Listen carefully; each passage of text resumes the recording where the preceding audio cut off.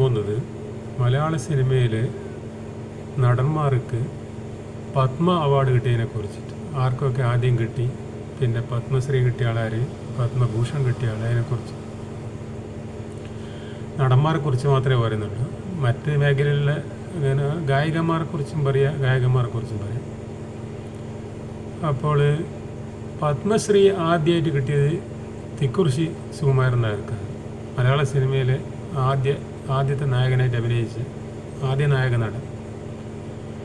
തിക്കുറിശ്ശിക്കാണ് അക്കാലത്ത് സത്യം മാഷും നസീർ സാറും എല്ലാം ഉള്ള കാലത്ത് ആദ്യമായിട്ട് പത്മശ്രീ കിട്ടുന്നത് തിക്കുറിശ്ശിക്കാണ്. അന്ന് തിക്കുറിശ്ശിൻ്റെ പേര് കാണിക്കുമ്പോൾ പത്മശ്രീ തിക്കുറിശ്ശി എന്ന് പത്രത്തിലെല്ലാം എഴുതി. വെറും തിക്കുറിശ്ശിൻ്റെ പേര് കാണിക്കുമ്പോൾ പത്മശ്രീ തിക്കുറിശ്ശിന്ന് എഴുതും.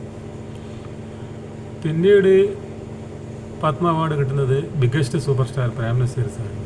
പത്മഭൂഷൺ ഡയറക്റ്റ് കിട്ടിയ ചില ആൾക്കാർ, അധികം ആൾക്കാരും അറിയാതെ ഇതിൽ എഴുതുന്നതെല്ലാം കാണും. ചില ജേർണലിസ്റ്റെല്ലാം പറയുന്നതാണ് പത്മശ്രീ പത്മഭൂഷൺ നസീർ.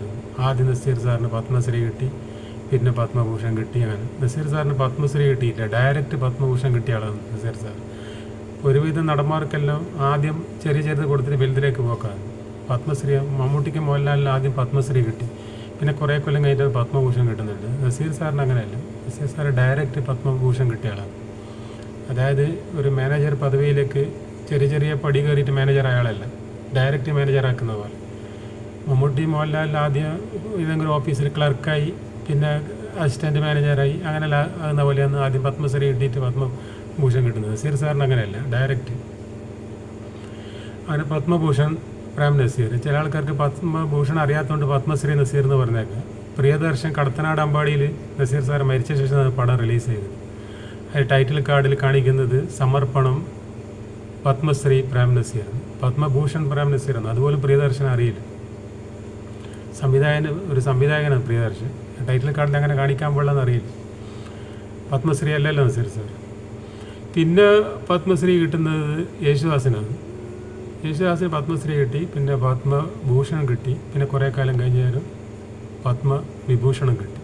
നസീർ സാർ കുറച്ച് കാലം കൂടി ജീവിച്ചിരുന്നിട്ടുണ്ടെങ്കിൽ തീർച്ചയായിട്ടും പത്മവിഭൂഷണം കിട്ടും, ഭാരതരത്നയും കിട്ടും. പിന്നെ പത്മശ്രീ കിട്ടുന്നത് മമ്മൂട്ടിക്കാണ് ആദ്യമായി. അതിന് ശേഷം അത് കഴിഞ്ഞ് മോഹൻലാലിന് പത്മശ്രീ കിട്ടി. പിന്നീട് മോഹൻലാലിന് ആദ്യമായിട്ട് മമ്മൂട്ടിനേക്കാളും ആദ്യമായിട്ടില്ല, നസീർ സാർ കഴിഞ്ഞാൽ പിന്നെ രണ്ടാമത്തെ പത്മഭൂഷൺ മോഹൻലാലിന്. മമ്മൂട്ടിക്ക് മുന്നേ കിട്ടി, പിന്നീട് ഇപ്പം മമ്മൂട്ടിക്കും കിട്ടി. പിന്നെ അതിന് മുമ്പേ മധുവിന് കിട്ടിയതിന് പത്മശ്രീ. മധുചേട്ടന് പിന്നെ കുറേ വർഷം കഴിഞ്ഞിട്ടാണ് കിട്ടിയത് പത്മശ്രീ. പിന്നെ ജയറാമിന് പത്മശ്രീ കിട്ടിയത് കേരളത്തിൽ നിന്നല്ല, അത് തമിഴ്നാട്ടിൽ നിന്ന് കിട്ടിയത്.